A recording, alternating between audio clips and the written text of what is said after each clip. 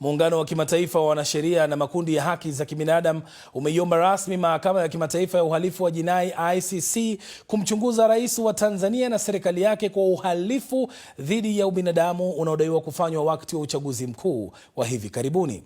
Waraka wa ombi kwa ICC unamtuhumu Rais Samia Suluhu Hassan na maafisa wengine wa ngazi za juu kwa kuhusishwa moja kwa moja na vifo vya raia wakati wa maandamano ya baada ya uchaguzi.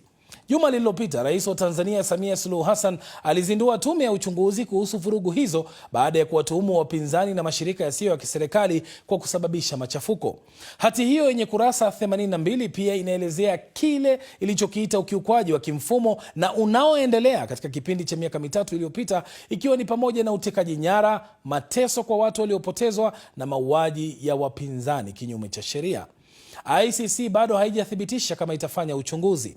Tanzania ni mwanachama wa mahakama hiyo. Sasa ili kufahamu zaidi, awali mwandishi wa BBC Skola Kisanga amezungumza na wakili Jebra Kambole.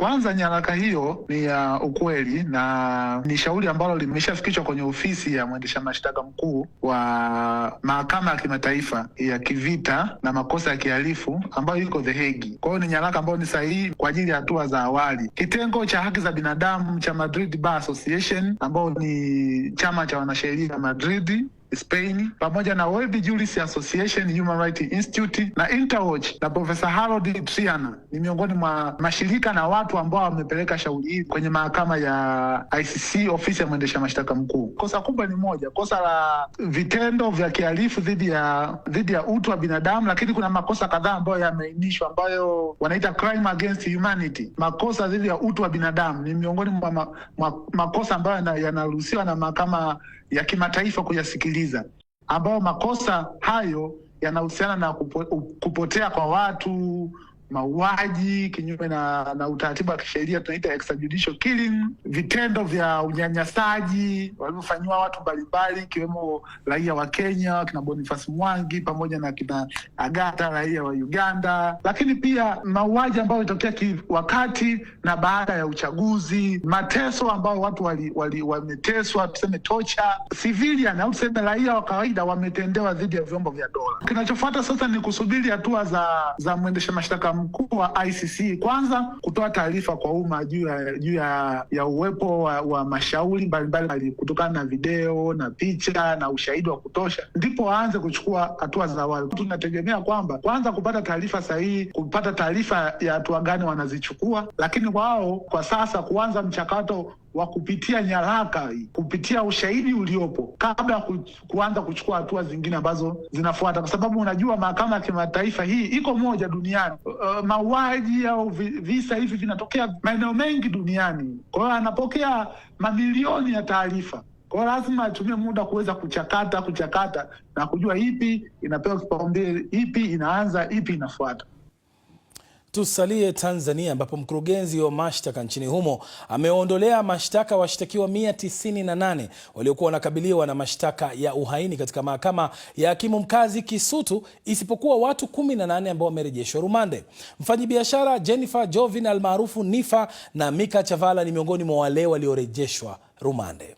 Hizi ni picha za jioni hii nje ya mahakama hiyo, ambapo kulikuwa na mchanganyiko wa hisia miongoni mwa familia za watu walioshikiliwa, huzuni kwa wale ambao wataendelea kusalia kuzuiliwa rumande na furaha kwa wale walioachiwa huru. Nifa na wenzake wataendelea kuzuiliwa hadi tarehe 3 ya mwezi hujao. Hebu tupate kauli za walioachiliwa muda mfupi tu uliopita.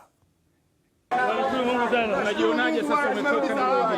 Namshukuru Mungu kwa sababu ilikuwa ni kazi ngumu, kwa sababu ulikamatwa. Ametusaidia sana, tumetoka salama kabisa. Tunashukuru. Sasa tunaenda kuungana na familia zetu. Tunashukuru sana, maana tulikuwa tumeshajikatia tamaa. Ndio. Huru, niko huru.